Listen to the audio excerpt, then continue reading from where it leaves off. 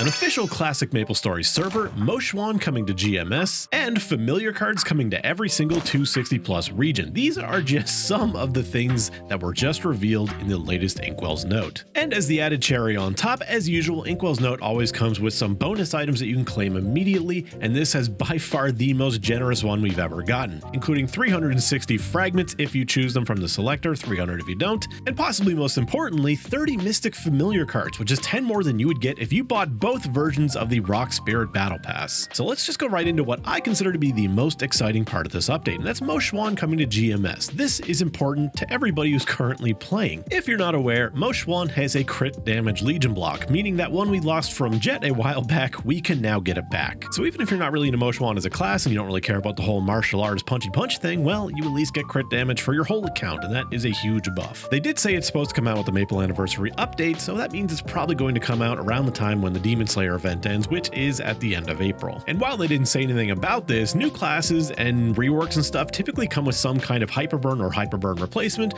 whether it be something like Tanjiro's massive experience gain or just some kind of reward track like a hyperburn character to incentivize you to level the character and also give you little bonuses, whether it be EXP vouchers, growth potion selector coupons, or anything else to help you level up the character. That way you don't need to potentially save the class and level it in the hyperburn we're getting in the summer update, which now has a confirmed release date of June 11th. And of course, the other huge announcement is the official classic MapleStory server. Right now, they basically just said it's coming, they're working on it, and that we will know more in the second half of 2025 with the official announcement. This is probably big for a lot of people because there are a lot of players who are just kind of like, they're hovering around like satellites in the MapleStory community. They don't exactly play the game. They might pop in casually to experience new big events, but they really miss that old experience. And maybe the MapleStory World versions and stuff don't really give you the same feel, because when I look at those, there are some differences and some things maybe feel a little bit jank. So hopefully this will offer that pure experience to you if that is something you want to experience again. And I gotta admit, like, even though I don't want to go back, I like modern MapleStory and I played literally thousands of hours of Classic, I might actually go back and try it again when we have an official Classic server. And hopefully it is a pure,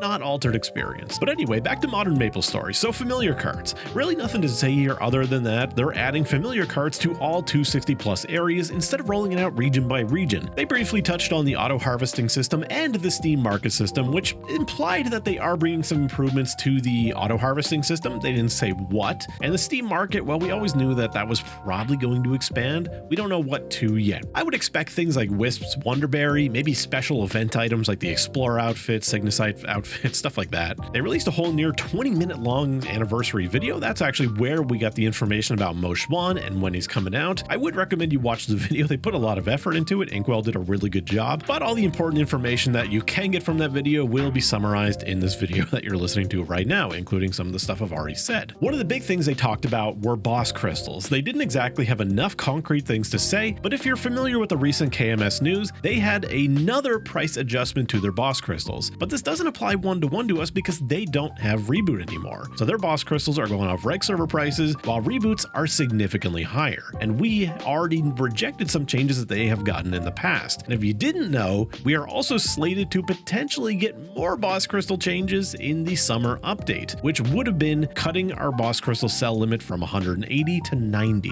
They say they plan to make their decision on whether or not to implement this and whether or not they need to make changes to it to adjust to Reboot by the summer update, which again is June 11th. Now I have really mixed feelings on this. I am somebody who has enough boss meals to sell all 180 boss crystals in weekly crystals. I also have several more bossers than you need. And my mixed feelings come from, like, if they reduce it to 90, I suddenly have a lot less I need to do in a week. Combine that with the ability to use guild skills as much as you want and be able to link more than 4 times a day for free, and suddenly MapleStory becomes a lot less daunting of a task every week, but they are significantly cutting my income. And this has a lot of effects. For one, newer players who join the game who would have wanted to make as many boss meals as possible suddenly can't make as much money, and that creates a gap between the haves and the have-nots. People like me who have been taking advantage of the 180 limit for months, potentially years, are so far ahead of newer players that it's really hard for them to catch up. But another way you can look at that is a newer player who joins and would have never made that many weekly bossers suddenly isn't falling as far behind as they would have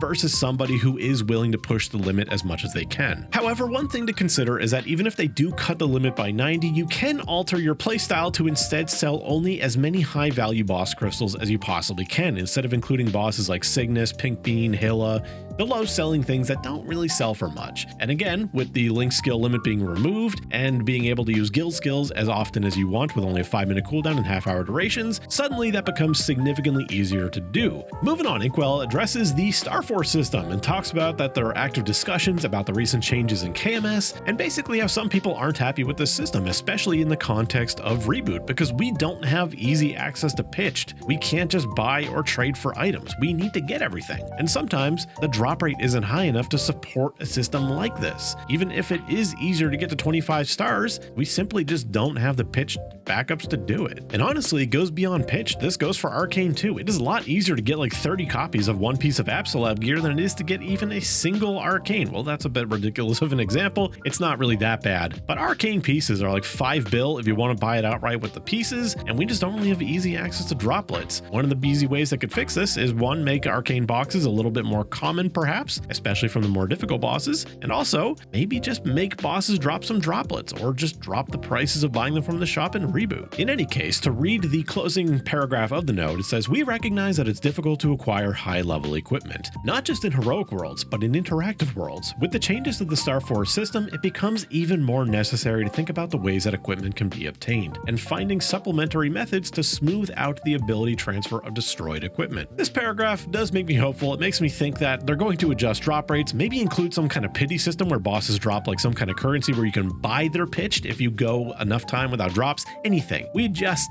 need something. And lastly, for the note itself, they talk about quality of life and basically say right now they are working on real features, things like the auto harvesting system, stuff like that. Presumably they don't give it real examples, but they say that quality of life is not exactly the focus right now, which is totally fine because KMS is covering the quality of life pretty damn well. With changes like the burst button or link skill changed limit removal, guild skill cooldown change, like we're not really hurting for quality of life. The only Reboot specific quality of life that I think GMS needs to work on for us specifically is either a storage size limit increase or just equipment inventory increase, which hopefully can come with the changes that KMS just got, which sadly we're gonna have to wait like 7 months for. And of course, as usual, with the end of the note comes a bunch of free rewards for us that are claimable from the admin NPC right now. And this is above and beyond the most generous one they've ever given us, with highlights like 30 Mystic Familiar cards, 360 potential fragments, 2 mag pots, that one's pretty standard.